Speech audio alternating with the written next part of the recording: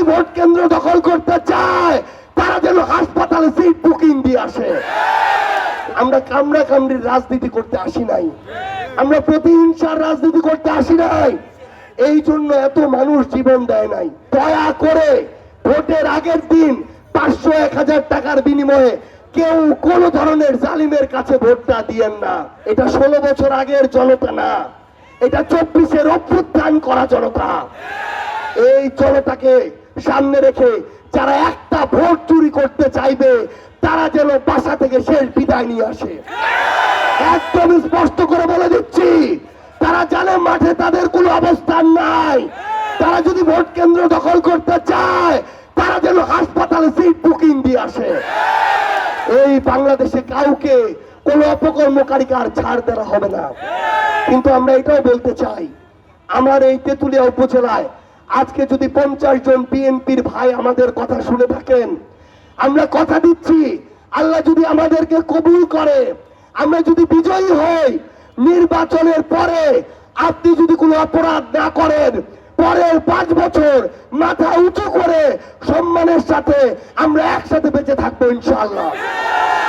আমাদের কেউ একজন কথায় বা কাজে কোনোদিন আপনাকে ভয় দেখানো তো দূরের কথা, কটু কথাও বলবে না ইনশাআল্লাহ।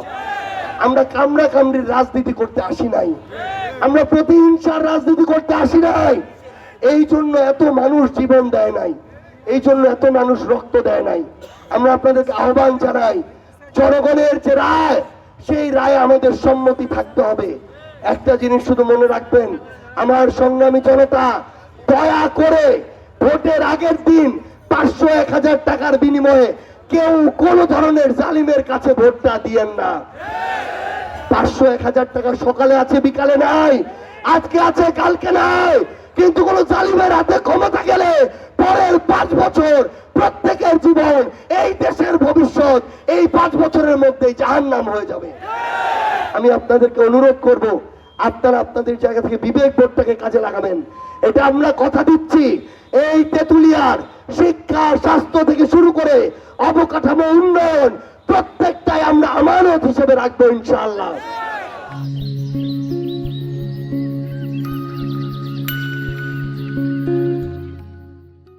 আমরা মনে করি এই অল্প বয়সে মহান সৃষ্টিকর্তা না চাইলে কোনোদিন আমরা এই জায়গায় থাকতে পারতাম না।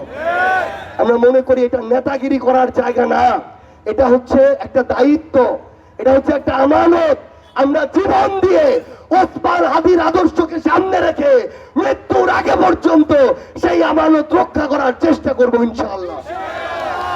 আমরা যদি আমাদের এই পঞ্চগড় তেঁতুলিয়াটাকে সামনে এগিয়ে নিতে চাই, আপনাদের জায়গা থেকে ঐক্যবদ্ধ হতে হবে। ভালোর পক্ষে ঐক্যবদ্ধ, ইনসাফের পক্ষে ঐক্যবদ্ধ, গণভোটে হ্যাঁ ভোটের পক্ষে ঐক্যবদ্ধ। 12 তারিখে গণভোটে হ্যাঁ ভোট দিবেন এবং একসাথে মিলে আমরা আমাদের ইনসাফের লড়াই চালিয়ে যাবো ইনশাআল্লাহ।